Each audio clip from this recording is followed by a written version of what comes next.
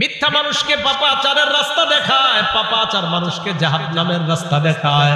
আল্লাহ নবী বলেন, ইন্নার রাজুলা লা ইয়াসদুকু, একজন মানুষ সত্য কথা বলে, উঠতে সত্য কথা, বসতে সত্য কথা। হাদিসের বর্ণনা, ওয়া তাহাররা সিদকা, সব সময় লোকটা সত্য কথা বলে, যত বিপদের মধ্যে পড়ে লোকটা সত্য কথা বলে। নবীজি বলেন, হাত্তা ইউক্তাবা ইনদাল্লাহি সিদ্দিকা, আবু বকরের নাম যেমন সিদ্দিক। একটা মানুষ যদি সদা সর্বদা সত্য কথা বলে, ওই ব্যক্তির নাম আল্লাহর খাতায় সিদ্দিক বলে লিপিবদ্ধ হয়ে যায়। এরপরে দেখেন কি বলে, ওয়া ইন্নাল রাজুলা লা ইয়াকযিবু, একজন মানুষ খালি মিথ্যা কথা বলে, ফোনেও মিথ্যা কথা বলে, সরাসরিও মিথ্যা কথা বলে, আর ফোনে মিথ্যা কথা বেশি বলে। তো নবীজি বলেন, ওয়া ইন্নার রাজুলা লা ইয়াকযিবু, একজন মানুষ খালি মিথ্যা কথা বলে, ওয়া ইয়াতাহাররাল কাযিবা, মিথ্যা বলতে বলতে এমন হয়ে যায়, হাত্তা ইউক্তাবা ইনদাল্লাহি কাযযাবা।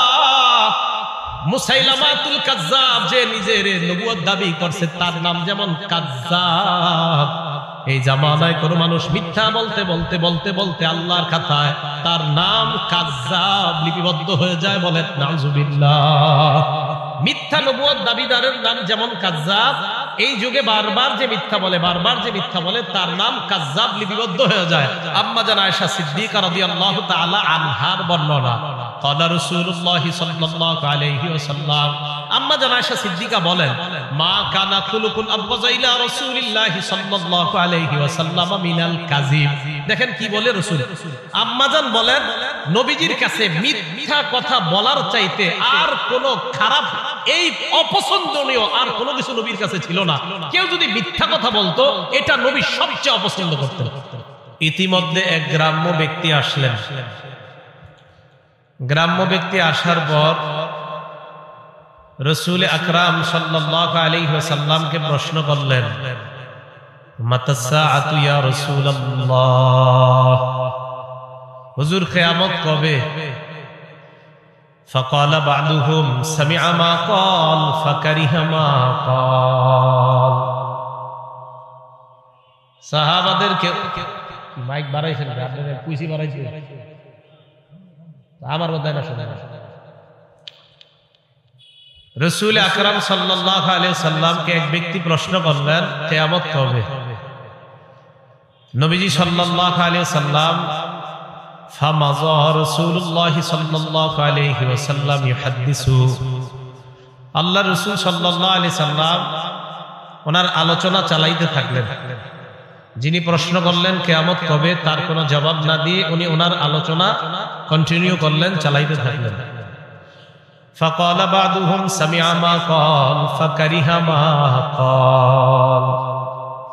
সাহাবাদের কেউ কেউ বললেন, নবীজি তার কথা শুনছে, কিন্তু মনে হয় সে যা বলছে এটা নবী অপছন্দ করছে, এই জন্যই তো নবী তার কোনো জবাব না দিয়ে উনি ওনার কথা জ্বালাইতেছে। এটা সাহাবাদের বক্তব্য। ওয়াকালা বা'দুহুম বাল লাম ইয়াসমা রাসূলুল্লাহ সাল্লাল্লাহু আলাইহি ওয়াসাল্লাম।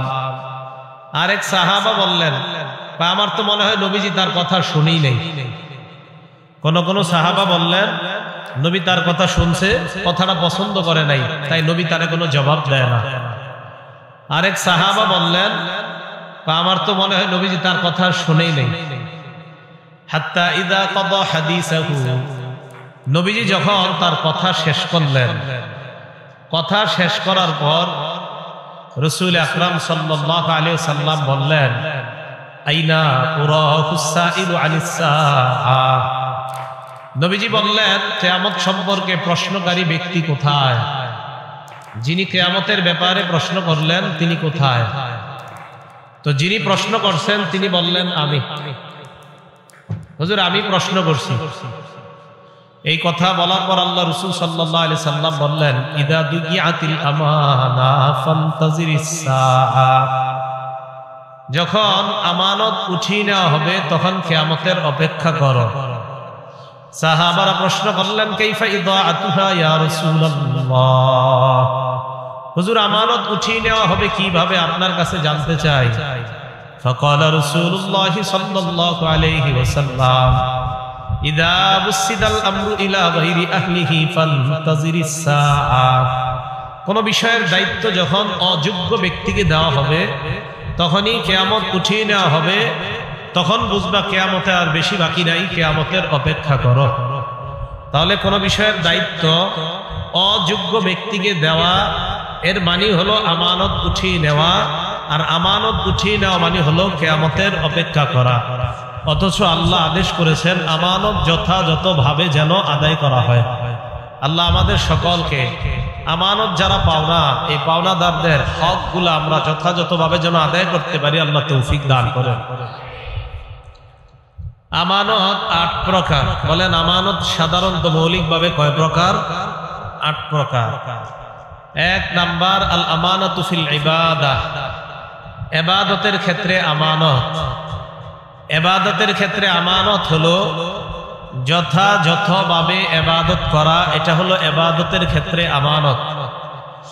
ইবাদত করতে গিয়ে আপনি অন্যদিকে তাকিয়ে থাকা, অন্যান্য কাজ করা, এটা আমানতের খেয়ানত।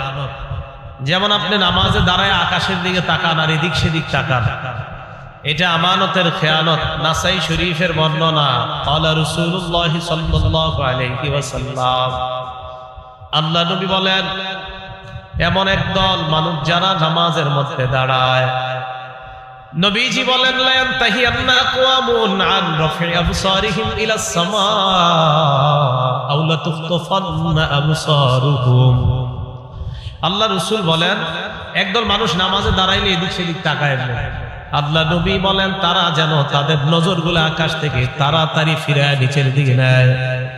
নামাজের মধ্যে এদিক সেদিক যারা তাকায়, নবী কয় তাড়াতাড়ি চোখগুলা যেন সেখান থেকে ফিরায়। আও লা তুখতাফান্না আবসারুহুম, অন্যথায় তাদের চোখগুলা উঠিয়ে নেওয়া হবে, চোখ নিয়ে যেতে পারে আল্লাহ তাআলা যদি এইভাবে চোখ খালি এদিক সেদিক করে। তাহলে নামাজের মধ্যে যথাযথভাবে নামাজ না পড়া, এটা আমানতের খেয়ানত। যথাযথভাবে নামাজ পড়া, এটা হলো আমানত। রাসূল আকরাম সাল্লাল্লাহু আলাইহি সাল্লামকে জিবরিল আমিন প্রশ্ন করলেন, মাল ইহসানু ইয়া রাসূলুল্লাহ, হুজুর ইহসান কি জিনিস আপনার কাছে জানতে চাই। ফাকালা রাসূলুল্লাহ সাল্লাল্লাহু আলাইহি ওয়াসাল্লাম, আন তা'বুদাল্লাহা কাআন্নাকা তারাহ, ইহসান হলো তুমি আল্লাহর ইবাদত এমন ভাবে করা যেন তুমি সরাসরি আল্লাহকে দেখতে পাও। ফাইন লাম তাকুন তারাহু ফাইন্নাহু ইয়ারাক, যদিও তুমি আল্লাহকে দেখতে না পাও, আল্লাহ তোমাকে দেখতে পায়। তুমি আল্লাহর ইবাদত এমন ভাবে করা যেন আল্লাহকে তুমি দেখতে পাও, যদিও তুমি আল্লাহকে দেখতে না পাও, এটা নিশ্চিত আল্লাহ তোমাকে দেখতে পায়। তাহলে ইবাদত এটা যথাযথভাবে করা। সহিহ বুখারীর বর্ণনা 5760 নম্বর হাদিসের বর্ণনা, বাইনামান নবী সাল্লাল্লাহু আলাইহি ওয়াসাল্লাম ইউসাল্লি, আল্লাহ নবী মসজিদে নামাজের জন্য দাঁড়াইলেন। হঠাৎ আল্লাহ নবী সামনের দিকে তাকাইলেন, তাকিয়ে দেখলেন ফারাআ ফি কিবলাতিল মসজিদি নুখামা, আল্লাহ নবী তাকায় দেখলেন মসজিদের সামনের দেয়ালে নাকের ময়লা দেখা যায়, নাকের শ্লেষা দেখা যায়, নাকের ময়লা। ফাহাক্কাহা বিয়াদিহি, আল্লাহ নবী নিজ হাত মুবারক দ্বারা ওই নাকের ময়লা পরিষ্কার করলেন। নিজের হাতে নাকের ময়লা, নিজের নাক না আরেকজনের নাকের ময়লা নবী নিজ হাতে পরিষ্কার করলেন। পরিষ্কার করার পর ফাত্তাগাইয়াযা, নবীর চেহারা মুবারক লাল হয়ে যায়, আল্লাহ নবী রাগান্বিত হয়ে যায়। সাহাবাদেরকে বললেন, শোনো তোমরা, ইযা কানা আহাদুকুম ফিস সালাত, তোমাদের কেউ যখন নামাজের মধ্যে থাকো, ফাইন্নাল্লাহা হিয়ালা ওয়াজহিহি, মনে রাখবা তোমার চেহারার সামনে আল্লাহ থাকেন। নামাজে যখন থাকো সামনে কে থাকেন? আল্লাহ। ফালা ইয়াতানাখাবান্না আহাদুকুম হিয়ালা ওয়াজহিহি, নামাজের মধ্যে চেহারার সামনের দিকে কেউ থুতু ফেলবা না, নাকের ময়লা ফালাইবা না, কারণ তোমার সামনে যদিও দেখো মসজিদের দেয়াল, আসলে নামাজে তোমার সামনে হলেন আল্লাহ। ইবাদত করা এমন ভাবে যেন তুমি আল্লাহকে দেখতে পাও। আজকে থেকে ফজর নামাজ কালকে যখন পড়বেন, বলেন তো নামাজে দাঁড়াইলাম ফজরে, আমি কাকে দেখতে পাচ্ছি কেমন যেন? না না, আমি তো আল্লাহকে দেখি না, আমাকে কে দেখে? এই তো বুঝে আসছে। তাহলে আমানত 8 প্রকার। 1 নাম্বার আল আমানাতু ফিল ইবাদা, ইবাদতের ক্ষেত্রে আমানত মানে যথাযথভাবে যে ইবাদত করা দরকার ওইভাবে ইবাদতটা করার নাম হলোই আমানত, আর ইবাদতটা ওইভাবে না করার নাম আমানতের খেয়ানত। দুই নাম্বার আল আমানাতু ফি হিফজিল জাওয়ারিহ, এই অঙ্গ প্রত্যঙ্গগুলোকে গুনাহ থেকে বাঁচিয়ে রাখা হলো আমানত। আর এই অঙ্গ প্রত্যঙ্গ দিয়ে গুনাহ করা এটা হলো খেয়ানত। বলেন তো অঙ্গ প্রত্যঙ্গগুলা গুনাহ থেকে বাঁচানোর নাম কি? বাঁচানোর নাম কি? আমানত। আর এইগুলা দিয়ে গুনাহ করা এটার নাম কি? খেয়ানত। আল্লাহ পাক রব্বুল আলামিন বলেন হাত্তা ইযা মা জাউহা শাহিদা আলাইহিম সামউহুম ওয়া আবসারুহুম ওয়া জুলুদুহুম বিমা কানু ইয়ামালুন।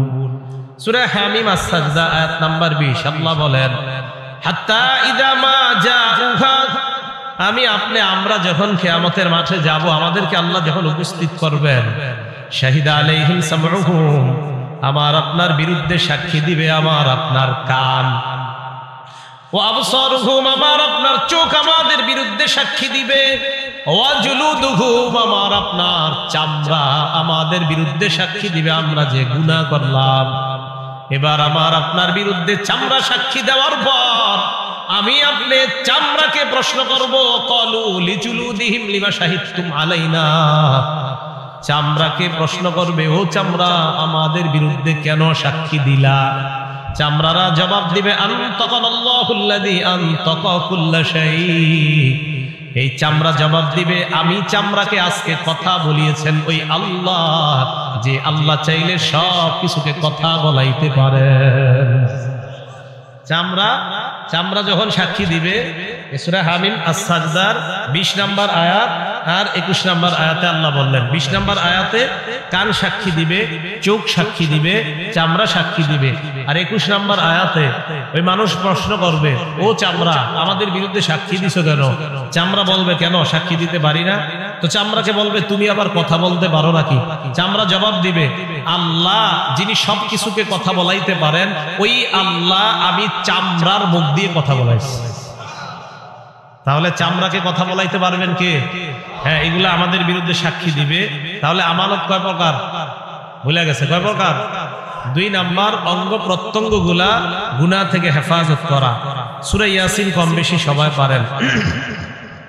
আল্লাহ পাক রব্বুল আলামিন দেখেন কি বলেন, সূরা ইয়াসিনের 65 নাম্বার আয়াতে আল্লাহ বলেন আল্লাহুম্মা নাখতিমু আলা আফওয়াহিহিম, আজকে আমি তাদের মুখের মধ্যে মোহর মেরে দিব, ওয়া তুকাল্লিমুনা আইদিহিম, তাদের হাত আমার সাথে কথা বলবে, ওয়া তাশহাদু আরজুলুহুম বিমা কানু ইয়াকসিবুন, পা সাক্ষী দিবে আল্লাহ হাত যা যা বলছে আমি পা হাতের পক্ষে সাক্ষী দিয়ে দিলাম।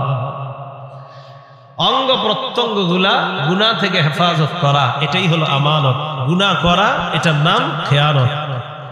এটা গেল অঙ্গ প্রত্যঙ্গ হেফাজত করার কথা। এই অঙ্গ প্রত্যঙ্গের মধ্যে একটা অঙ্গের নাম চোখ। বলেন তো কি? চোখ। এই চোখকে গুনাহ থেকে হেফাজত করা।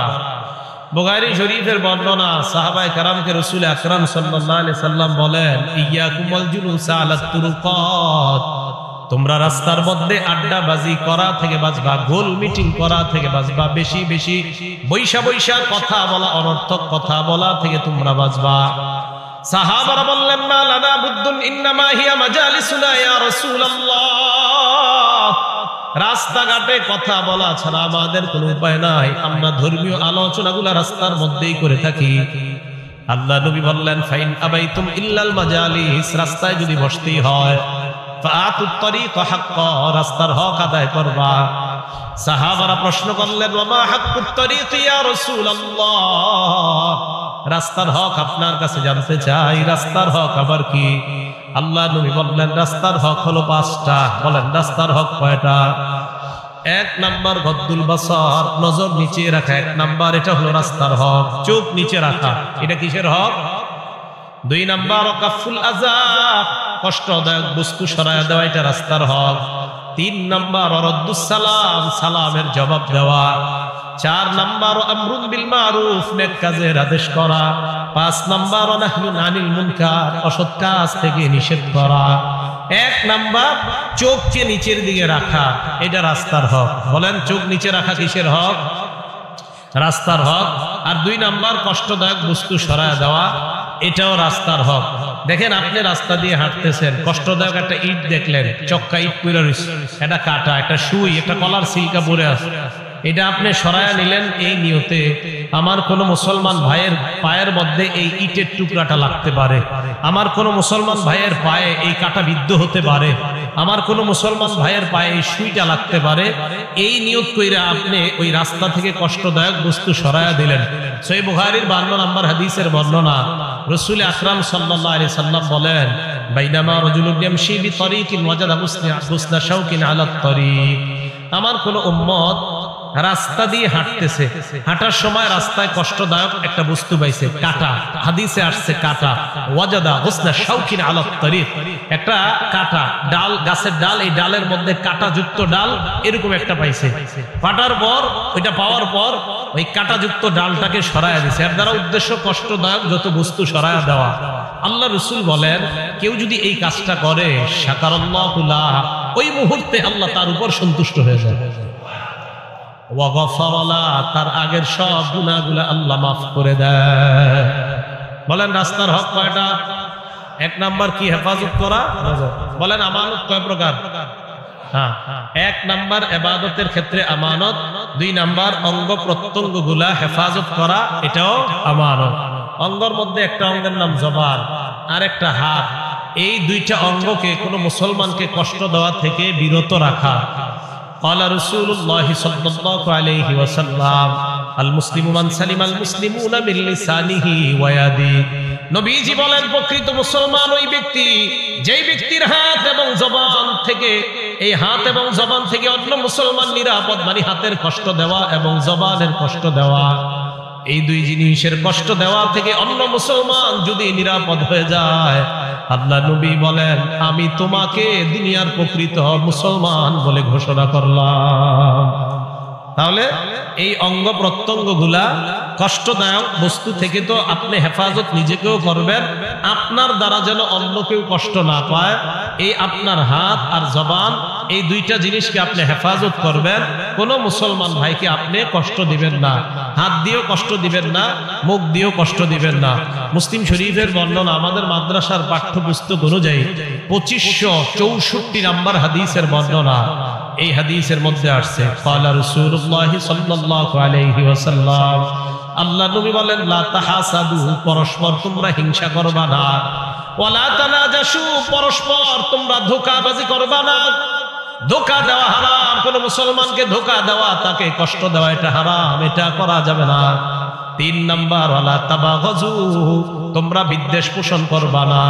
4 নাম্বার ওয়ালা তাদাবারু, কোন মুসলমানের ক্ষতি করার জন্য আড়ালে শত্রুতা করবা না। সামনাসামনি বড় ভালো মধু মাখা কথা বলে, দই খাওয়ায়, মিষ্টি খাওয়ায়, চা খাওয়ায়, তলে তলে তাকে দেখতে পারে না এমন মানুষ সমাজে আছে না? নাই, এটা করা যাবে না। আর ওয়ালা ইয়াবি' বা'দুকুম আলা বাই'i বা'দিন, এক ভাই ক্রয় বিক্রয় করতেছে, তুমি ওই ভাইয়ের ক্রয় বিক্রয়ের উপর তুমি ক্রয় বিক্রয় করবা না। আমি আর উনি লেনদেন করতেছি, ভাই এই এটা দিবেন? উনি বললেন হ্যাঁ দিব। কত টাকা? তো উনি বললেন 100 টাকা। আমি বললাম 90 টাকা দিবেন। উনি রাজি হয়ে গেছে, উনি 90 টাকা আমাকে দিবে এই জিনিসটা। তো দেওয়ার সময় আরেকজন পাশ দিয়ে ভাই আমি এটা 120 টাকা দিব। কয় টাকা? 120 টাকা দিব। উনি আমার কয় কি, ভাই আপনি এক কাজ করেন, একটু বাজারটা ঘুরে আসেন, পরে দিই। আমার আর ওনার কিন্তু চুক্তি হয়ে গেছিল, এখন হঠাৎ আমার কয় কি বাজার ঘুরে আসেন, বিসমিল্লাহ। আল্লাহুম্মা লাকাল হামদু ওয়া লাকাশ শুকর। এখন এই যে আমার আর ওনার ব্যবসার চুক্তি চলতেছে, এর মাঝে আপনার আরেকজন আয়েশা কবে আমি এটা দিব। রাসূল বলেন এটা করা যাবে না, এটা নিষেধ। আমাদের সমাজে আরেকটা কাজ হয় মানুষকে কষ্ট দেওয়ার, এটাও নিষেধ। ওয়ালা ইয়াখতিব বা'দুকুম আলা খিতবাতি আখি, এক ভাইয়ের বিয়ের প্রস্তাবের উপর তোমরা বিয়ের প্রস্তাব দিবা না, এটাও অন্যায়। বিয়ের প্রস্তাব দিছে এক মেয়ের, দেওয়ার পর মেয়েটাকে বিয়ে করবে, ছেলে মেয়ের পুরা পরিবার, উভয় পরিবারের মধ্যে মোটামুটি কথা পাকাপাকি। এই মুহূর্তে একজন ঘটক এসে কয় আপনার মেয়ের বিয়ে ঠিক হয়েছে শুনলাম। হ্যাঁ। ছেলে কি করে? বেতন মোটামুটি 80-90 হাজার টাকা ছেলের দিয়ে, মেয়েটাকে ভালো জায়গায়। কয় আপনার 80-90 দিয়ে দিবেন? আমি ইতালির একটা ছেলের ব্যাপারে জানি, বেতন পায় 14 লাখ। আপনি যদি চান মেয়েটারে ওখানে দিতে পারি। রাসূল সাল্লাল্লাহু আলাইহি সাল্লাম এটা নিষেধ করছেন। কেন? তাদের মাঝে না বিয়ের কথাবার্তা চলতেছে, তো এটা আপনি কেন বললেন? এটা নিষেধ। হাদিসের শেষে রাসূল সাল্লাল্লাহু আলাইহি সাল্লাম বলেন বিহাসবি ইমরিইম মিনাশ শাররি আইয়াহকিরা আখাহুল মুসলিম। কোন মুসলমান, এই মুসলমান ভাইকে আপনি কষ্ট দেওয়া, আপনি খারাপ মানুষ হওয়ার জন্য এতটুকুই যথেষ্ট। একটা মুসলমান ভাইকে আপনি তুচ্ছ তাচ্ছিল্য করা, কোন মুসলমানকে সামান্য কোন বিষয়ে তুচ্ছ করা, এতটুকুই খারাপ হওয়ার জন্য আপনি যথেষ্ট। তো কোন মুসলমানকে এই জাতীয় কর্মের মাধ্যমেও কষ্ট দেওয়া যাবে না। তো এই কর্মগুলা হয়তো মুখ দিয়ে হবে, না হয় হাত দিয়ে হবে, না হয় আপনার পক্ষ থেকে কোনো ভাবে হবে। তো এই অঙ্গ প্রত্যঙ্গগুলা হেফাজত করার নাম হলো আমানত, আর অঙ্গ প্রত্যঙ্গগুলা গুনাহের কাজে ব্যয় করার নাম হলো খেয়ানত। আমানত 8 প্রকার। 2 নাম্বার, অঙ্গ প্রত্যঙ্গগুলা গুনাহের কাজে খরচ করার নাম খেয়ানত। 3 নাম্বার, আল আমানাতু ফিল ওয়াদাই, কেউ কিছু রাখলে, আপনার কাছে আমানত রাখলে, এই গচ্ছিত মাল এটা যথাযথভাবে আপনার কাছে রাইখা এটা পৌঁছিয়ে দেওয়ার নাম হলো আমানত। সহিহ বুখারীর 33 নম্বর হাদিস, ক্বালা রাসূলুল্লাহ সাল্লাল্লাহু আলাইহি ওয়াসাল্লাম, আল্লাহ নবী বলেন আয়াতুল মুনাফিকি সালাস, নবীজি বলেন মুনাফিকের আলামত হলো 3টা। বলেন জোরে, কয়টা? মুনাফিকের আলামত কয়টা? 1 নাম্বার, ইজা হাদ্দাসা কাযাবা, মুনাফিক কথা বললে মিথ্যা কথা বলে। 2 নাম্বার, ওয়া ইজা ওয়াদা আখলাফা, মুনাফিক ওয়াদা করলে খেলাফ করে। 3 নাম্বার, ওয়া ইজা তুমিনা খানা, মুনাফিকের কাছে আমানত রাখলে আমানতের খেয়ানত করে। মুনাফিকের আলামত 3টা, কথা বললে মিথ্যা কথা বলে, ওয়াদা করলে খেলাফ করে, 3 নাম্বার তার কাছে আমানত রাখলে এই আমানতের খেয়ানত করে। আবু দাউদ শরীফের 3535 মানে 3535 নম্বর হাদিসের বর্ণনা, ক্বালা রাসূলুল্লাহ সাল্লাল্লাহু আলাইহি ওয়াসাল্লাম, আল্লাহ নবী বলেন আদ্দিল আমানাতা ইলা মানি ইতামানাকা, তোমার কাছে যে ব্যক্তি আমানত রেখেছে তার আমানতটা তুমি যথাযথভাবে আদায় করে দাও। ওয়ালা তাখুন মান খানাকা, তোমার সাথে যদি কেউ খেয়ানত করে তুমি তার সাথে খেয়ানত করবা না। বুঝেন? আপনি বললেন হ্যাঁ ও আমার সাথে খেয়ানত করছে, আমি ওরে দেখায় দিব। নবীজি বলে না, তোমার সাথে যদি কেউ খেয়ানত করে তুমি তার সাথে খেয়ানত করবা না, কারণ তুমি তো মুসলমান, সে মুনাফিক হোক, তুমি তো মুসলমান। তুমি খেয়ানত করে মুনাফিকের পরিচয় তোমার মধ্যে নিবা না, যে খেয়ানত করেছে এটা তার ব্যাপার। নবীজি বললেন তোমার সাথে যদি কেউ খেয়ানত করে তুমি তার সাথে খেয়ানত করবা না, বরং তোমার কাছে যদি কেউ আমানত রাখে এই আমানত তুমি যথাযথভাবে পৌঁছিয়ে দাও। আল্লাহ আমাদের সকলকে এই জাতীয় আমানতগুলা রক্ষা করার তৌফিক দান করেন। এই আমানতের খেয়ানত কেউ করেন না, সম্ভবত বোনের পুরোপুরি অংশ দেন সবাই। বোনের অংশ, হ্যাঁ আপনার আব্বা যে মারা গেছে আপনার বোনের অংশ পায় না, এই দেননি পুরোপুরি। যদি না দেন তাতে আপনার কাছে রয়ে গেছে, আপনি 5 ওয়াক্ত নামাজ পড়ার কপাল কালো বানায় ফেলছেন, তাই না? হ্যাঁ, এই তো আপনি হজ করছেন 38 বার, আর আপনার বোনের হক আপনি দিচ্ছেন না কেন? এতদিন পাইলা টাইলা বড় করলেন, বিয়ে শাদী দিয়ে দিচ্ছেন, আর হক কেন দিবেন? এইগুলা বলে। আর বোনেরাও এমন আজীব, এই হক নিয়ে যাওয়ার পরে ভাইয়ের বাসায় আর আসবো কিভাবে, মানে এইগুলা চিন্তা চেতনা এদের মাঝে, মানে এমন কেন হবে? মানে এটা তো উনি পাও না, সে পাও না। আপনাদের ভাই বোনের সম্পর্ক তো থাকবে, এটা যে যারটা পাওনা দিয়ে দেওয়া। এই আমানত আপনার যাদের কাছে আছে, আপনাদের কাছে, আপনারা অনেক হজ করছেন, হ্যাঁ জাহান্নামে যাওয়ার জন্য আপনি নিশ্চিত প্রস্তুত থাকেন। যদি কারো হক মেরে থাকেন, হক কিন্তু আদায় করেন তাড়াতাড়ি, না হয় বিপদে পড়বেন। আমি সত্যি বলছি, বিপদে পড়বেন। আল্লাহ আমাদের সকলকে এই আমানতগুলা যারা পাওনাদার তাদেরকে পাওনা বুঝিয়ে দিয়ে আল্লাহ যেন মৃত্যুর আগে এই পাওনাগুলা বুঝিয়ে দেওয়ার তৌফিক দান করেন। এটা গচ্ছিত সম্পদ। 4 নাম্বার, আল আমানাতু ফিল আমাল, যারা শ্রমিক আছেন, আপনারা যে কাজ করেন এই কাজ আপনার কাছে আমানত। আপনি আপনার মালিকের সাথে বেঈমানি করা আমানতের খেয়ানত। যারা শ্রমিক আছেন, এই শ্রমিক যে কাজ করেন এই শ্রম দেওয়া আমানত। আপনার মালিকের সাথে আপনি ওয়াদাবদ্ধ হয়েছেন 5 ঘন্টা কাজ করবেন, আপনি ইচ্ছাকৃতভাবে আধা ঘন্টা কম কাজ করা, এটা আমানতের খেয়ানত। এটা ওনাকে জানাইতে হবে, যদি না জানান আপনি আমানতের খেয়ানত করলেন। কথা কি বুঝে আসছে? এটা 4 নাম্বার, আল আমানাতু ফিল আমাল, শ্রম দেওয়া। এই শ্রম দেওয়ার ক্ষেত্রে যদি কেউ অন্যায়ভাবে উল্টা পাল্টা করে এটা আমানতের খেয়ানত। সকালবেলা আপনার অফিস 10টা থেকে, আপনি জানেন ঢাকা শহর জ্যামের কথা, এরপরেও আপনি রওনা করছেন 9:30টায়, অফিস 10টায়, রওনা করছেন 9:30টায়। ঢাকা শহর 9:30টায় রওনা করা মানে আধা ঘন্টা রাস্তা, সামনে যাইলে আধা ঘন্টা গেলে আপনার অফিস। তবে 9:30টায় রওনা করা মানে 11টার আগে বুঝতে না পারা। এখন আপনার বস আপনারে ফোন দিছে, কই আছো তুমি? এখন আপনি বললেন স্যার এই তো মানে কই, আসলে আপনি আছেন এখনো বনশ্রী, আপনি বলতেছেন মোয়াখালী ক্রস করছি। মিথ্যা কথা। এই যে আপনি এটা, হ্যাঁ এটা আপনি শ্রম, আপনি তো ওনার কাছে এই যে কি এই সময় তো আপনার কাছে উনি পাও না, আপনি কেন মিথ্যা কথা বলবেন? এটা আমানতের খেয়ানত। আমি হক কথা এটা বলতে হবে, আপনি এটা সত্যি আপনি অন্যায় করছেন, আপনি কেন দেরি করে রওনা করছেন? আর আপনি এত দূরে বাসা নিছেন কেন? আপনি যেই বাসা থেকে আপনার যাইতে মিথ্যা কথা বলা লাগবে 14টা, আপনার কাছে বাসা নিতে পারেন না? শ্রম দেওয়ার ক্ষেত্রে এই জাতীয় কাজ করা এটা আমানতের খেয়ানত।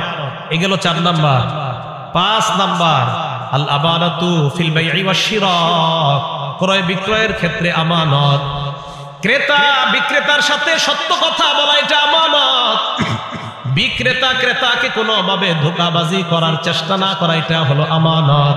ক্রয় বিক্রয় করার ক্ষেত্রে আমানতদারি। আপেল কিনলেন আপনি একজনের কাছ থেকে, আপেল যিনি বিক্রি করলেন 1 কেজি আপেল দেওয়ার সময়, এবার আপেলটা যখন দিবে দেওয়ার সময় আস্তে একটা আপেল নিচে রেখে দিয়ে আপনাকে একটা কম দিয়া দেয়। আপনি তো দেখছেন এই জায়গায় 1 কেজি উঠছে, আস্তে এই পাশ থেকে একটা রেখে দিচ্ছে, তাহলে আপনি 1 কেজি হইলো না একটা কম হইলো? খেয়ানত করছেন। আপনার ছেলেকে হাফেজ বানাইতেছেন এই টাকা দিয়া, হ্যাঁ ও আপেল দোকানদার ভাই, ছেলেরা হাফেজ বানাইতেছেন, কবরে যাওয়ার জন্য তৈরি হন, আর এটা হাফেজ হবেও না। আপনি কি করতেছেন?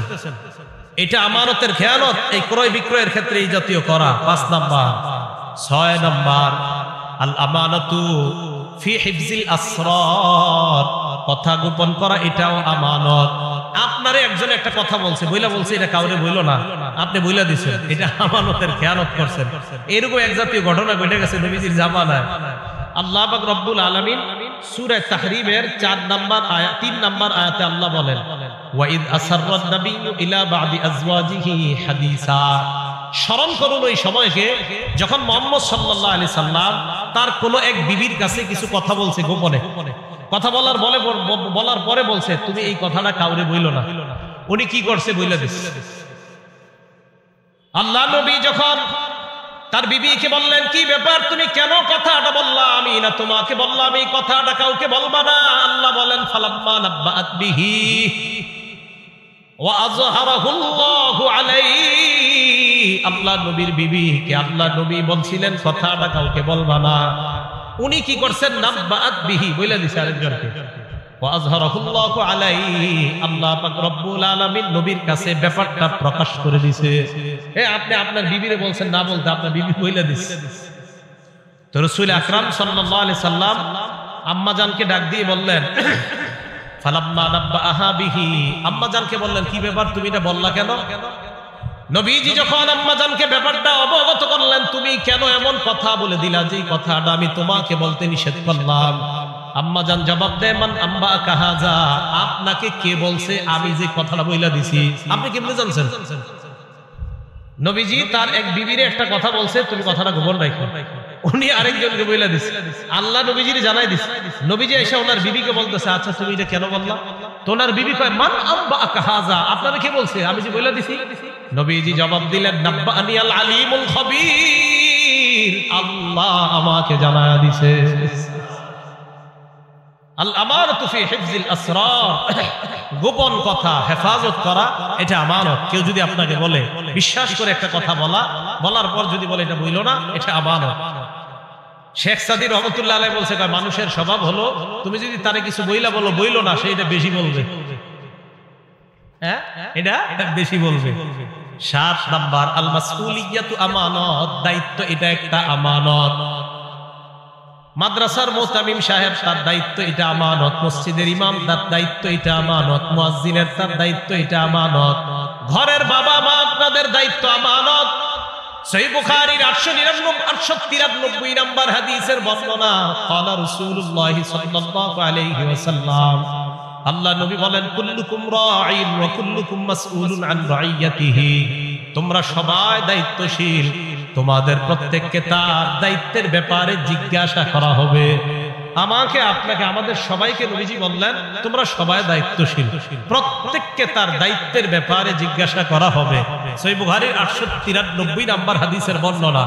এরপর আল্লাহ নবী বলেন আল ইমামু রাঈন ওয়া মাসউলুন আন রাইয়াতিহি, শাসক যিনি হবেন তিনি দায়িত্বশীল, তাকে তার অধীনস্থ যে প্রজা আছে তাদের ব্যাপারে জিজ্ঞাসা করা হবে। কোন ব্যক্তি তার ঘরের যে সদস্যরা আছে তাদের দায়িত্বশীল হলো বাবা, আপনার ছেলে মেয়ে, আপনার বিবি, তারা আপনার অধীনস্থে আছে, তাদের দায়িত্বশীল আপনি। আল্লাহ নবী বলেন মাসউলুন আন রাইয়াতিহি, আপনাকে তাদের দায়িত্বের ব্যাপারে জিজ্ঞাসা করা হবে। 5 বছর বয়সে হাতের মধ্যে মোবাইল উঠায়া দিবেন নাকি কায়দা উঠায়া দিবেন, জিজ্ঞাসা করবে। কি জিজ্ঞাসা করবে?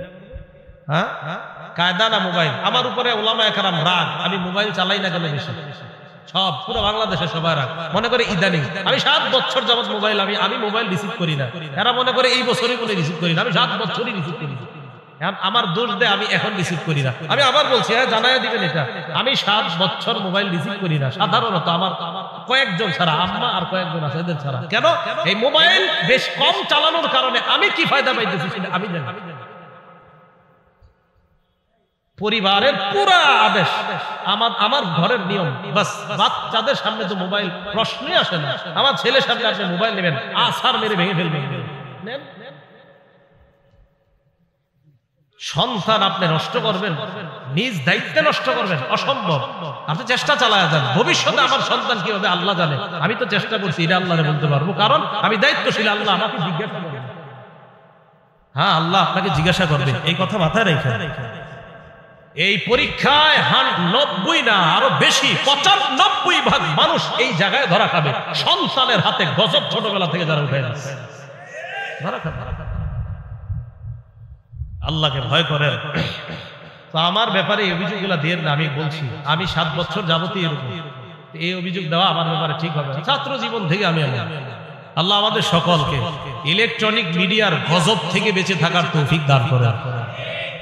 রাসূল আকরাম সাল্লাল্লাহু আলাইহি সাল্লাম বললেন, আল মারআতু রাইয়াতুন ফি বাইতি যাওজিহা, স্বামীর ঘরের মধ্যে তার স্ত্রী দায়িত্বশীল। স্বামীর ঘরের মধ্যে তার সম্পদ, তার সন্তান, তারা সঠিকভাবে স্ত্রী তাদেরকে সঠিকভাবে লালন পালন করছে কিনা এই ব্যাপারে স্ত্রী দায়িত্বশীল।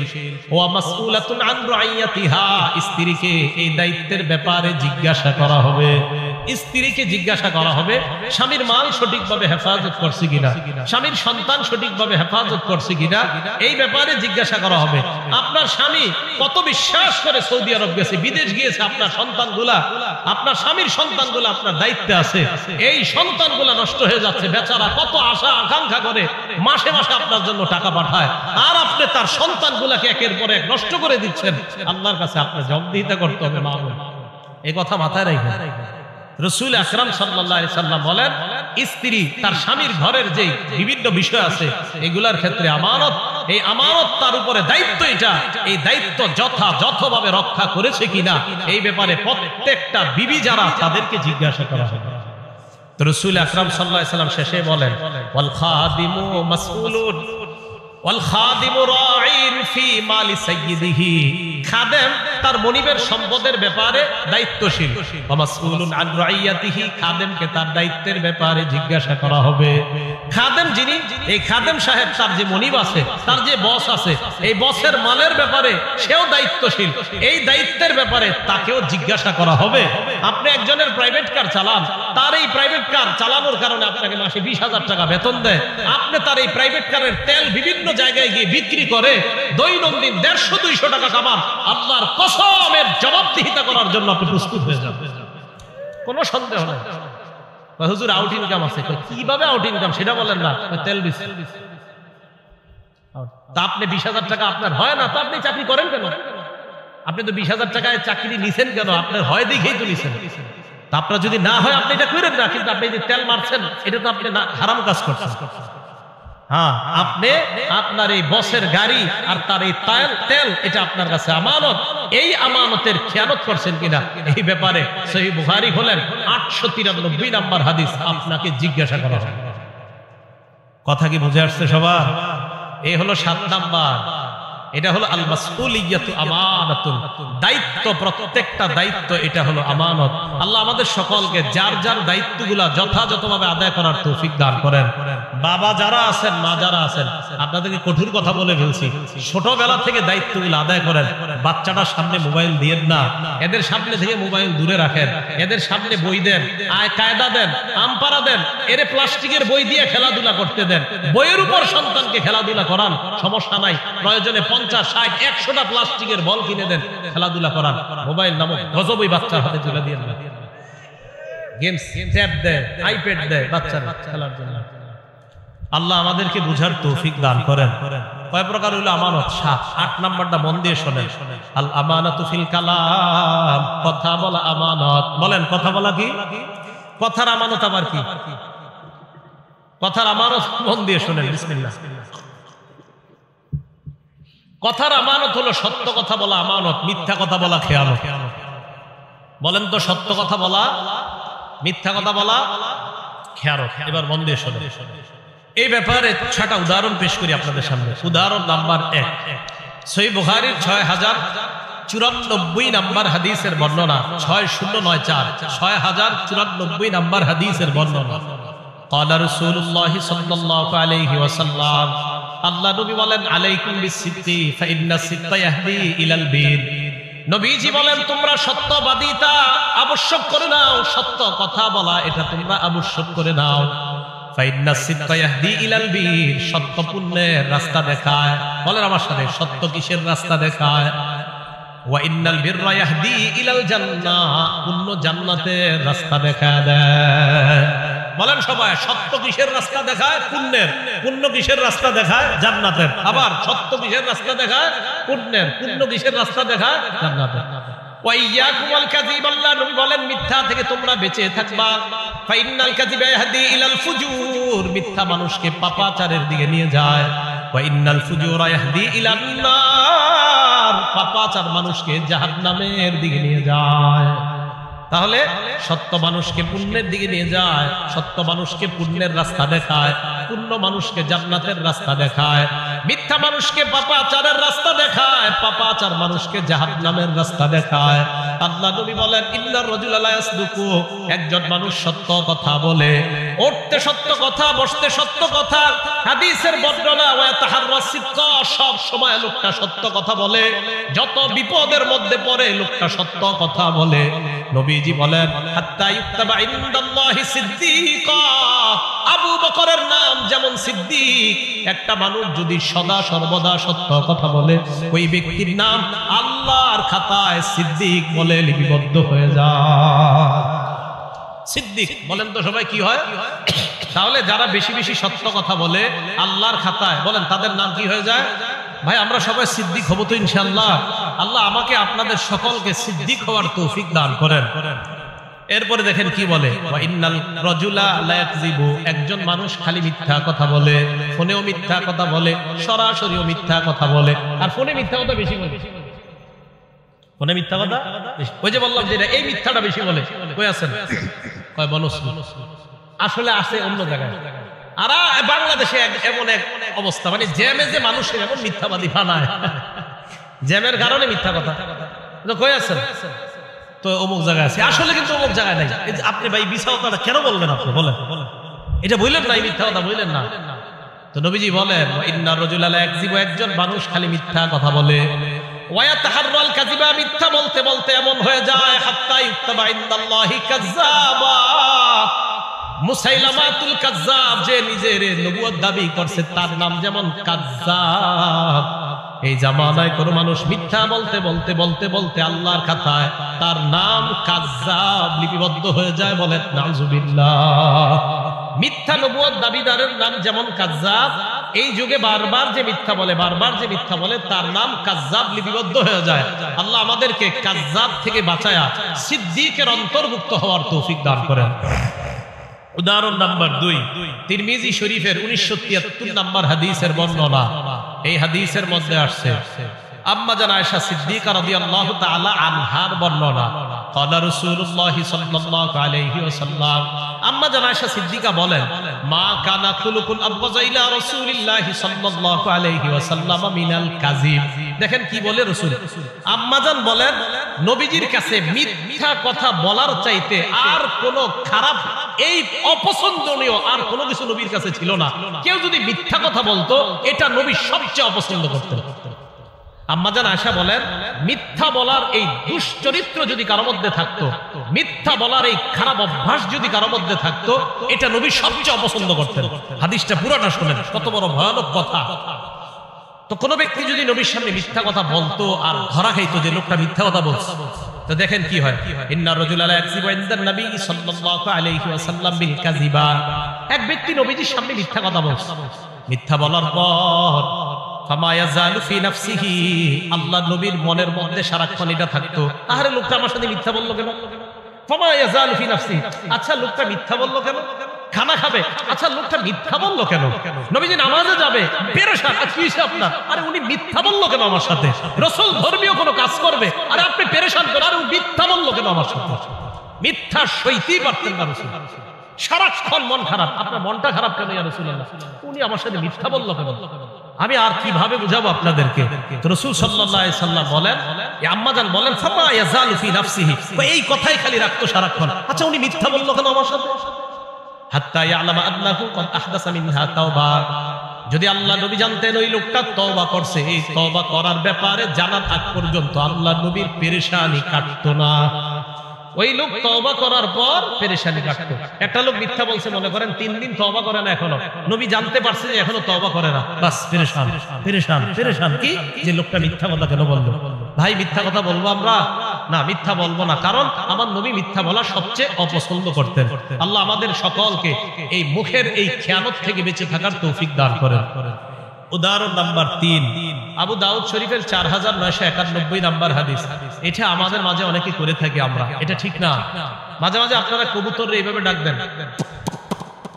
এইভাবে ডাক দেন, মুরগি ধরার জন্য ডাক দেন, ডাক দেওয়ার পর আধার দেন না। হ্যাঁ, আধার, হাতে আধার আছে, মুরগি তো সত্যি মনে করতে আধার আছে, তা আসার পর আপনার হাতে আধার নাই, ভালো করে বুঝেন। আপনি এইভাবে বলছেন, আসার পর দেখে আধার নাই। মুরগি এইভাবে আসছে, আইসা দেখছেন আধার নাই, মুরগিরে ডাক দিচ্ছেন কেন আপনি? এই যে আধার দিলেন। এরপরে কবুতর এইভাবে ডাক দিয়ে আধার দেন না। নবীজির জামানায় এক ঘটনা ঘটে গেছে, মন দিয়ে শুনেন। আব্দুল্লাহ ইবনে আমির রাদিয়াল্লাহু তাআলা আনহু বর্ণনা, তিনি বলেন রাসূল সাল্লাল্লাহু আলাইহি সাল্লাম আমাদের বাসায় ছিলেন, নবীজি আমাদের বাসায় ছিলেন। দাআতনি উম্মি ওয়া রাসূলুল্লাহি সাল্লাল্লাহু আলাইহি ওয়াসাল্লাম ফি বাইতিনা, আমার আম্মা আমাকে ডাকলেন এমন অবস্থায় আল্লাহ নবী আমাদের বাসায় ছিলেন।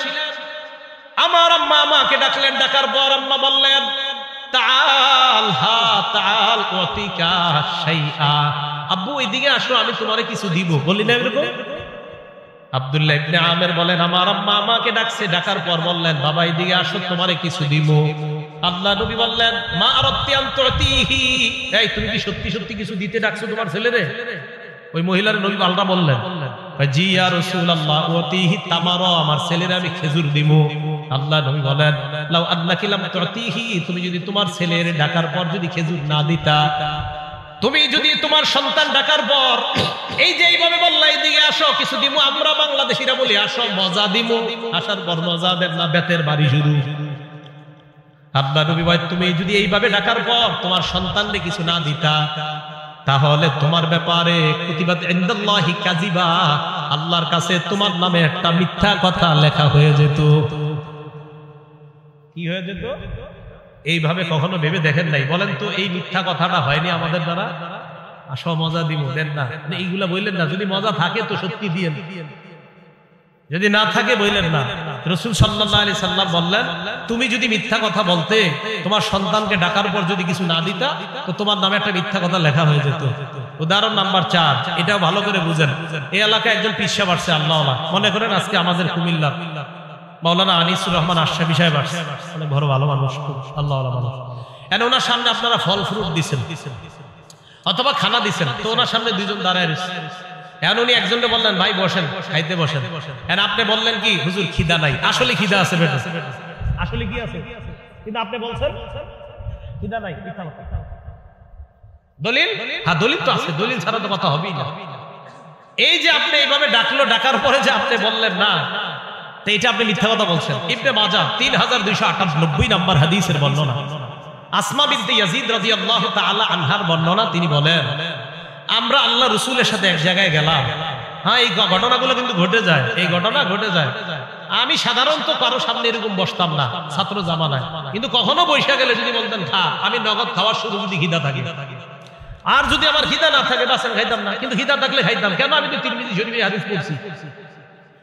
রাসূল আকরাম সাল্লাল্লাহু আলাইহি সাল্লামের সামনে উতিয়া রাসূলুল্লাহি সাল্লাল্লাহু আলাইহি সাল্লাম বিতআম। হ্যাঁ, আমাদের যারা আছি আমরা সবাই রাসূল সাল্লাল্লাহু আলাইহি সাল্লামের কিছু সুন্নাহ খুব গুরুত্ব দেই, যে এইগুলোও যে নবীজির সুন্নাহ এটা কেউ গুরুত্ব দেয় না। রাসূল সাল্লাল্লাহু আলাইহি সাল্লামের সামনে খাবার দেওয়া হলো, দস্তরখান ভর্তি খাবার দেওয়া হলো। খাবার দেওয়ার পর আল্লাহ নবীর সামনে যখন খাবার রাখা হয়, আশেপাশে যারা লজ্জায় চিন্তা করতেছে বমু কি বমু না, মানে বসবো কিনা নবীর সাথে। মেহমান কিন্তু সবাই, মাসালা হলো মেহমান যেহেতু সবাই, তো সবাই ঋতু দিছে। আল্লাহ নবী বললেন কি ব্যাপার? এদের মধ্যে কয়েকজন বলল, লা নাশতাহি ইয়া রাসূলুল্লাহ, হুজুর খিদা নাই, খামু না, খিদা নাই। আল্লাহ নবী বললেন, আসলে খিদা নাই। শোনো তোমরা, লা তাজমাআন্না জুআন ওয়া কাযিবা, এই এক পেটের মধ্যে মিথ্যা আর ক্ষুধা একত্রিত করবা না। খিদা রাইখা বইলো না খিদা নাই, তাহলে ক্ষুধায়ও কষ্ট পাইলা আর মিথ্যাও জমা করলা। এক পেটের মধ্যে ক্ষুধা আর মিথ্যা একত্রিত করবা না। হ্যাঁ, এই হাদিসগুলো খুব বেশি বেশি বলা দরকার। আমরা অনেক সময় অনেক ভাবসাব নিয়ে বসে থাকি। 2-4 জন মেহমান আমার সাথে যায়, যাওয়ার পরেও বসে থাকি এমন, আরে দাওয়াতই দিছে 10 জনকে, তা আপনারা 9 জন কেন আমার সামনে লজ্জা পাবেন? 10 জনকে দাওয়াত দিছে, আমি সহ আরো 10 জন, তো 9 জন লজ্জা পাইতেছে, এর সামনে কিভাবে খাবো? আপনাদেরকে দাওয়াত দিছে কেন? ইসলামের মতো বুঝার চেষ্টা করবেন। আপনি নিজের মতো ইসলাম বুঝলে হবে না। আপনি বাস একজন সামনে খুব বড় মানুষ খাবেন না, তো ক্ষুধায় কষ্ট পাবেন নাকি? আল্লাহ রাসূলের চাইতে আবার বড় কে দুনিয়া? রাসূল সাল্লাল্লাহু আলাইহি সাল্লাম বললেন, লা তাজমাআন্না জুআন ওয়া কাযিবা, ক্ষুধা আর মিথ্যা এক পেটে একত্রিত করবা না। খিদা রাইখা কেন বলো খিদা নাই? হাদিস থেকে কি বোঝা যায়? খিদা থাকলে কেউ যদি আপনারা মেহমানদারি করে আর যদি বলেন না খিদা নাই, একটা হলো না খামু না, আপনার খিদা আছে না নাই এটা না খামু না, আরেকটা হলো আপনি বললেন খিদা নাই, থাকলেও যদি বলেন নাই, এটা মিথ্যা। কি বুঝে আসছে সবার? এটা খেয়ানত, এটা মুখের খেয়ানত। উদাহরণ নাম্বার 5, তিরমিজি শরীফের 2314 নম্বর হাদিস, 2314 নম্বর হাদিস। ক্বালা রাসূলুল্লাহ সাল্লাল্লাহু আলাইহি ওয়াসাল্লাম, আল্লাহ রাসূল বলেন, ইন্না রাজুলা লা ইয়াতাকাল্লামু বিল কালিমা, নবীজি বলেন, মানুষ মাঝে মাঝে এমন কথা বলে, লা ইয়ারা বিহা বাসা, যে কথাটা বলার পর মনে করে এটা কোনো ব্যাপার না। একটা কথা বলছে, মনে করে এটা কোনো ব্যাপার না, এটা বলছি তো কি হইছে? নবীজি বলেন, লা ইয়ারা বিহা বাসা, তুমি মনে করো এটা ব্যাপার না, তোমার জানাও না, ইয়াহউই বিহা 70 খারিফান ফিন্নার, এই একটা মিথ্যার কারণে তোমার 70 বছরের জাহান্নাম হতে পারে। মানে এমনি মিথ্যা কথা বলছে আর কি। চা খাইতেছে, বলতে বলতে বলে, আরে তোরে এটা কথার কথা বললাম, আল্লাহ রাসূল বলেন এই যে কথার কথা বললাম, আর এটা যদি তোমার মিথ্যা কথা হয়ে থাকে, হতে পারে এই মিথ্যা কথা 70 বছর তোমাকে জাহান্নামে জ্বালাবে।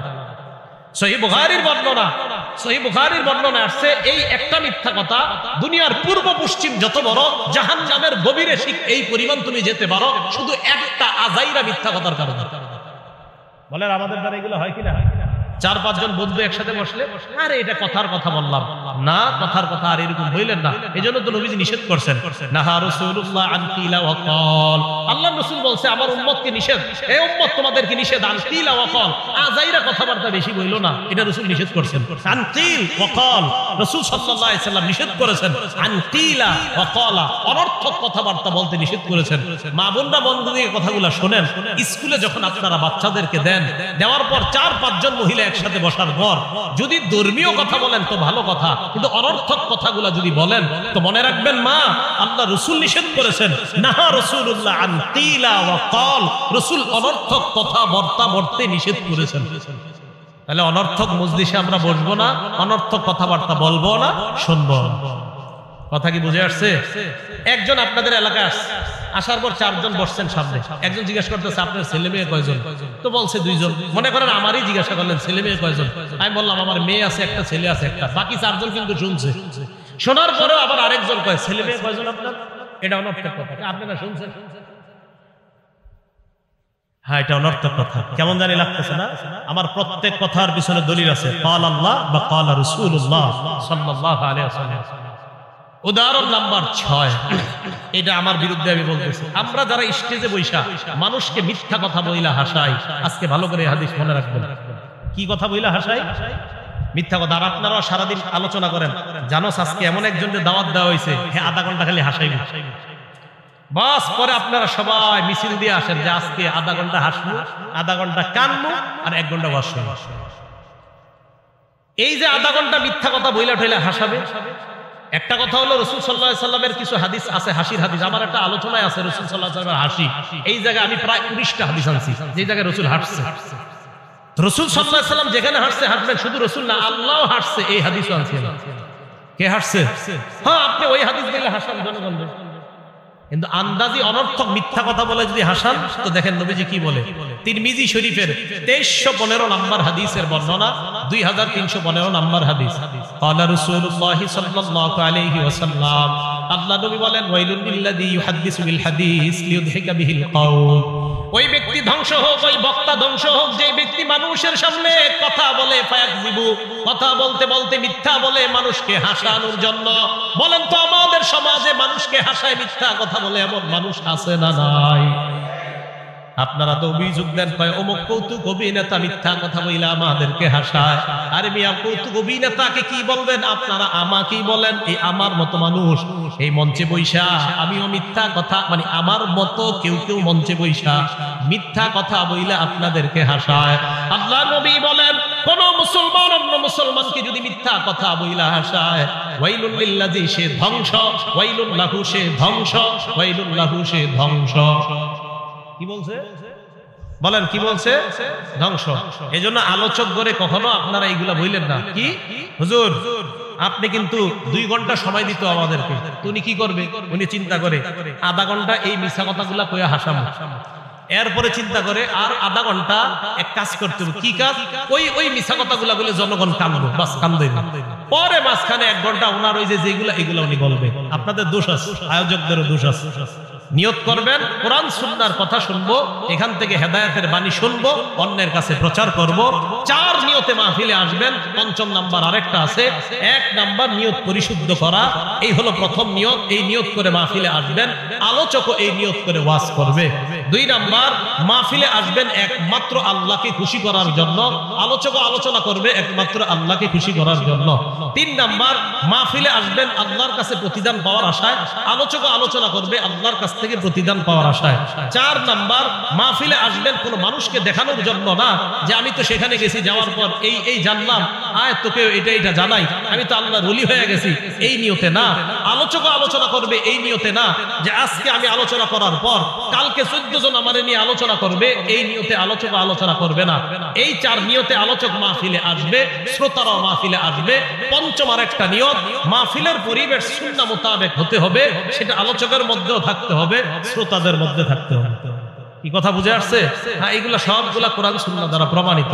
তাহলে 8 নাম্বার, আল আমানাতু ফিল কালাম, কথার আমানত হলো সত্য কথা বলা, কথার খেয়ানত হলো মিথ্যা কথা বলা। ভালো করে মনে রাখবেন, এই মুখ দিয়া সবচাইতে বড় খেয়ানত আল্লাহর নামে মিথ্যা কথা বলা। বলেন সবাই, কার নামে মিথ্যা কথা বলা? আল্লাহর নামে। কারণ আল্লাহ সবচেয়ে সত্যবাদী, আল্লাহর নামে মিথ্যা কথা বলা যাবে না। আল্লাহ বলেন, ফামান আযলামু মিম্মান কাযাবা আলাল্লাহ, যে ব্যক্তি আল্লাহর নামে মিথ্যা কথা বলে তার চেয়ে বড় জালেম আর কোন ব্যক্তি হতে পারে? তাহলে আল্লাহর নামে মিথ্যা কথা বলা এটা সবচাইতে বড় জুলুম। 2 নাম্বার, রাসূল আকরাম সাল্লাল্লাহু আলাইহি সাল্লামের নামে মিথ্যা কথা বলা যাবে না। 2 নাম্বার, নবীজির নামে মিথ্যা কথা বলা যাবে না। সহিহ বুখারীর 109 নাম্বার হাদিসের বর্ণনা, ক্বালা রাসূলুল্লাহ সাল্লাল্লাহু আলাইহি ওয়াসাল্লাম, আল্লাহ নবী বলেন, মাইয়াকুল আলাইয়া মা লাম আকুল, আমি যা বলি নাই, আমার নাম নিয়ে যদি কেউ বলে ফেলে, আমি যা বলি নাই আমার নাম নিয়ে যদি কেউ বলে যে এটা রাসূল বলছে, ফাল্যাতাবাওয়া মাকআদাহু মিনান নার, সে যেন তার ঠিকানা জাহান্নামে বানায়। কোথায় বানায়? সবাই বলেন, কোথায় বানায়? আমি যা বলি নাই যদি কেউ আমার নামে তা বলে সে যেন তার ঠিকানা জাহান্নামে বানায়। ভাই মনে কষ্ট নিয়েন না, প্রায় মসজিদের মধ্যে এই কথাটা শোনা যায়।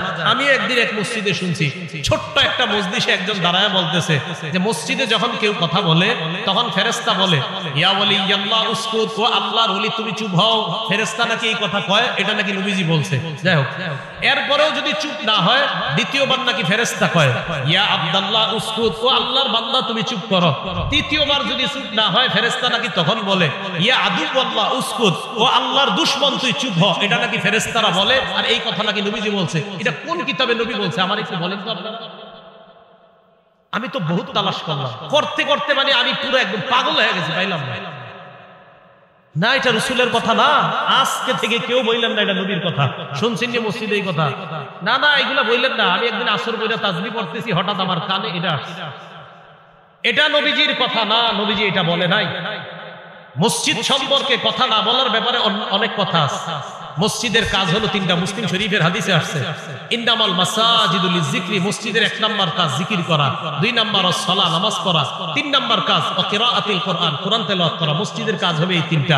আল মুস্তাদরাক লিল হাকিম, সনদ সহিহ, এই হাদিসের মধ্যে আসছে রাসূল আকরাম সাল্লাল্লাহু আলাইহি সাল্লাম বলেন মসজিদের মধ্যে একদল লোক ইয়াতাহাল্লাকুনা, হালকা বানায় তারা দুনিয়াবি কথা বলবে। তো এই হাদিস এরই সহিহ হাদিস। এইগুলা না বইলা এমন কথা বলে যেটা আমার নবী বলে নাই। তো রাসূল বলেন আমি যা বলি নাই আমার নাম নিয়ে যদি কেউ এগুলা বলে সে যেন তার ঠিকানা জাহান্নামে বানায় না। রাসূল নামে মিথ্যা কথা বলেন না। সহিহ বুখারী 110 নম্বর হাদিস, ক্বালা রাসূলুল্লাহ সাল্লাল্লাহু আলাইহি ওয়াসাল্লাম, আল্লাহ নবী বলেন মান কাযাবা আলাইয়া মুতাআম্মিদা, কেউ যদি আমার নামে বানিয়ে মিথ্যা কথা বলে ফাল্যাতাবাওয়া মাকআদাহু মিনান নার, সে যেন তার ঠিকানা জাহান্নামে বানায় নেয়। বুখারী শরীফের 1291 নম্বর হাদিসের বর্ণনা, নবীজি বলেন ইন্না কাযিবান আলাইয়া লাইসা কা কাযিবিন আলা আহাদ, তোমাদের কারো নামে মিথ্যা বলা আর আমি নবীর নামে মিথ্যা বলা এক কথা না। তোমাদের নামে মিথ্যা বলাও হারাম, বাকি আমার নামে মিথ্যা বলাটা এটা ভয়ঙ্কর অপরাধ। তাহলে আমার আর ওনার নামে মিথ্যা বলা এটাও অপরাধ, কিন্তু রাসূল বলেন আমার নামে মিথ্যা বলা আর তোমাদের সাধারণ কারো নামে মিথ্যা বলা, এই দুই মিথ্যার মান এক না। আমার নামে মিথ্যা বলা এটা ভয়ঙ্কর অপরাধ। মুসলিম শরীফের 1 নম্বর হাদিস, একদম পৃষ্ঠা খুললেই যে হাদিসটা, এই হাদিসে রাসূল বলেন লা তাকযিবু আলাইয়া, আমার নামে মিথ্যা কথা বলবা না। ফাইন্নাহু মাইয়াকযিব আলাইয়া, আমার নামে যে মিথ্যা কথা বলে ইয়ালিজিন নার, সে সোজা জাহান্নামে প্রবেশ করবে। মুসলিম শরীফের 6 নম্বর হাদিস, নবীজি বলেন ইয়াকুনু ফি আখিরিজ জামান উনাস, শেষ জামানায় এমন কিছু মানুষের আবির্ভাব ঘটবে ইউহাদ্দিসুনাকুম বিমা লাম তাসমাউ আনতুম ওয়ালা আবাউকুম, তারা এমন এমন হাদিস তোমাদেরকে বলবে যা তোমরাও শোনো নাই, তোমাদের বাপ দাদারাও শোনে নাই। ফাইয়াকুম ওয়া ইয়াহুম, তাদের থেকে তোমরা বেঁচে থাকবা। মুসলিম শরীফের 7 নম্বর হাদিস, রাসূল আকরাম সাল্লাল্লাহু আলাইহি সাল্লাম বলেন শেষ জামানায় এমন কিছু দাজ্জালের আবির্ভাব ঘটবে, দাজ্জালুনা কাজ্জাবুনা, এরা মিথ্যাবাদী দাজ্জাল হবে। ইয়াতুনাকুম মিনাল আহাদিস, তারা এমন এমন হাদিস তোমাদের সামনে পেশ করবে বিমা লাম তাসমাউ আনতুম ওয়ালা আবাউকুম, যা তোমরা শোনো নাই, তোমাদের বাপ দাদারা শোনে নাই। ফাইয়াকুম ওয়া ইয়াহুম, তাদের থেকে তোমরা বেঁচে থাকবা। লা ইউদিল্লুনাকুম, তারা যেন তোমাদেরকে পথভ্রষ্ট করতে না পারে। ওয়ালা ইয়াফতিনুনাকুম, তারা যেন তোমাদেরকে ফিতনায় না ফালাইতে পারে। ভাই আমানত 8 প্রকার। 1 নাম্বার ইবাদতে আমানত, ইবাদত যথাযথভাবে করা আমানত, অন্যভাবে করা উল্টা পাল্টা ইবাদত করা খেয়ানত। 2 নাম্বার আল আমানাতু ফি হিফজিল জাওয়ারিহ, অঙ্গ প্রত্যঙ্গ গুনাহ থেকে হেফাজত করা আমানত, গুনাহ করা এটা হলো খেয়ানত। 3 নাম্বার আল আমানাতু ফি আল আমানাতু ফিল ওয়াদাই, গচ্ছিত মালকে আপনার কাছে রাখা, এটা যথাযথভাবে আদায় করা আমানত, আদায় না করা খেয়ানত। 4 নাম্বার আল আমানাতু ফিল আমাল, শ্রমিক শ্রম দেওয়ার সময় পরিপূর্ণভাবে শ্রম দেওয়া আমানত, অন্য কিছু করা এটা খেয়ানত। 5 নাম্বার আল আমানাতু ফিল বাই'i ওয়াশ শিরা, ক্রয় বিক্রয়ের ক্ষেত্রে যথাযথভাবে বেচা এবং কিনা এটা হলো আমানত, উল্টা পাল্টা দুইয়ের পক্ষ থেকে করা এটা হলো খেয়ানত। 6 নাম্বার আল মাসউলিয়াতু আমানাতুন, প্রত্যেকে যে দায়িত্বে আছি আমরা এই দায়িত্ব পালন করা আমানত, দায়িত্বে অবহেলা করা এটার নাম খেয়ানত। 7 নাম্বার আল আমানাতু ফি হিফজিল আসরার, কেউ আপনাকে গোপন কথা বললে এটা আপনি সংরক্ষণ করা আমানত, এটা সংরক্ষণ না করা খেয়ানত। 8 নাম্বার আল আমানাতু ফিল কালাম, কথার আমানত, তথা সত্য কথা বলা এটাই আমানত, মিথ্যা কথা বলা এটা খেয়ানত। আল্লাহর নামে মিথ্যা বলা বড় খেয়ানত, রাসূলের নামে মিথ্যা বলা এটাও বড় খেয়ানত। আল্লাহ আমাদের সকলকে যে কথাগুলো বললাম শুনলাম এই কথার উপর যেন সকলে আমল করে আল্লাহর দরবারে সিদ্দিক নাম লিখিয়ে যেন আমরা যেতে পারি, আল্লাহ তৌফিক দান করেন। আমিন। ওয়া আখিরু দাওয়ানা আলহামদুলিল্লাহি রাব্বিল আলামিন। আমরা কেউ উঠবো না, বসেন বসেন, কেউ উঠবো না, বসি আমরা। এই ভাই এই যে বসি, বসেন, আমরা কেউ উঠবো না, বসি, মেহেরবানি করে আমরা বসি। আল্লাহর রাস্তায় আমরা কেউ উঠবো না। এখন গুরুত্বপূর্ণ আলোচনা হবে ইনশাআল্লাহ।